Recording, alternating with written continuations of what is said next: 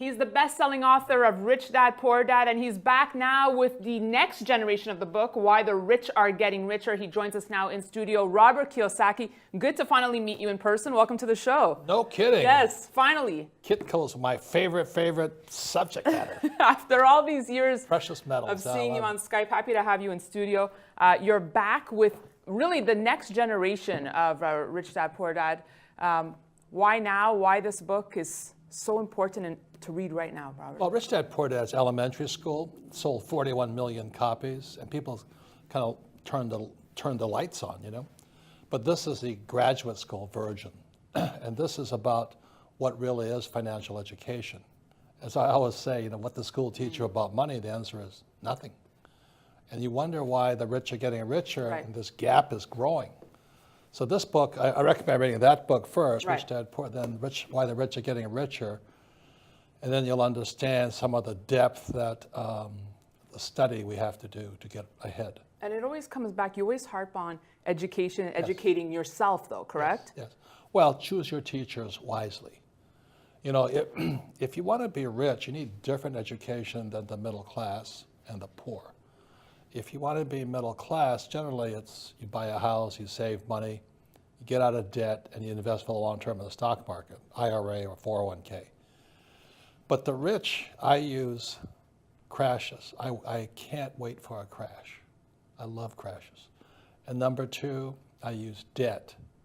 So while the other guys are saying get out of debt, live debt free, I'm borrowing my butt off. So when interest rates kept dropping, I thought I died and went to heaven. You know, I just kept borrowing more money and buying more. But not a crashing gold price, Robert.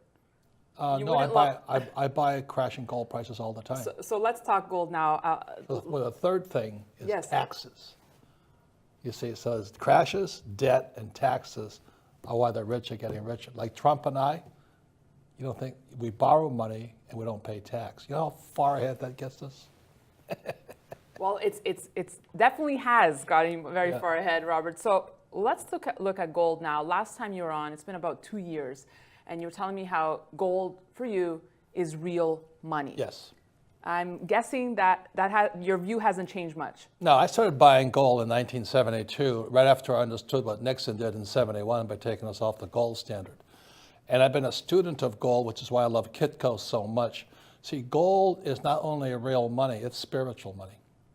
I remember I was way out in Fiji one time talking to this guru out there, and I said, this guy was dripping with gold. I said, why do you have gold on?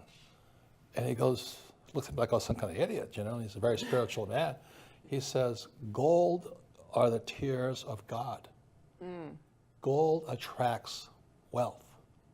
So he says, if you want, let's say, $1,000 a month income, you hold $1,000 of real gold somewhere near your person, in your house. That's why he was hanging all around him. So it said real gold attracts, and it has so for thousands of years. Yet it's not really attracting millennials yet, who seem more drawn to the cryptocurrencies right now. And I want to get your thoughts on that. So how do we get the younger generations interested in gold here? Well, maybe someday they'll wake up is when they find out what real gold, what real money is. Like my friend James Rickards, you know, his great book is called The Road to Ruin. He talks about how the real long-term wealth people versus new money. New money is into derivatives, which is cryptocurrency and all that, stocks, bonds, mutual funds. Old money has always been in gold, land, and artwork. So it really is, what is your view on wealth? And so for my wife and I, our view is eternal wealth. Like our goal is to donate $100 million a year to charities, long after we're gone. But most people are here today, gone to Maui, as they say. Right. You know? So what do you think of forecasts that are out there that yes, gold will hit 5,000, 10,000 an ounce? What do you think of that? I don't. That's what Mr. Rickards does, which I agree with him. It's probably 10,000 an ounce. His numbers work. But with me, it's just how much do I want to earn a month? So if I want 10,000 a month, I hold 10,000 in gold. I want $1 million a month, I hold $1 million in gold. Right. Gold is an attractor. If people could understand that, so every time my wife and I wanted more money, We would just buy more gold and our income went up. Do you like silver? Yeah, I love silver, because silver is an industrial metal. And I recommend silver all the time simply because you can get into it for today at $20 an ounce approximately. Gold, as you know, is around $1,500.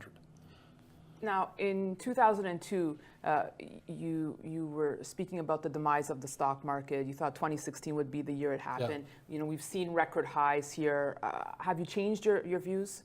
No, it's only a matter of time now. It's at all-time highs. I recommend anybody who has questions on the stock market to read Rickard's book, you know, The Road to Ruin. It's one of the best books I've ever, the most comprehensive book I've ever read. We cannot sustain this printing money. We cannot keep, you know, that'd be like writing you a check to pay your bills. After a while, you go, I'm not going to take it anymore. Jim's going to appreciate you coming on because you have a new book coming out, but you keep talking about his book. But I love Jim Rickards. Yeah, but we urge everyone to get a copy of Why the Rich Are Getting Richer. Robert Kiyosaki, thank you so much for stopping by. It was a pleasure having you on. Nice meeting Hope you to finally. see you soon. Thank you. And thanks for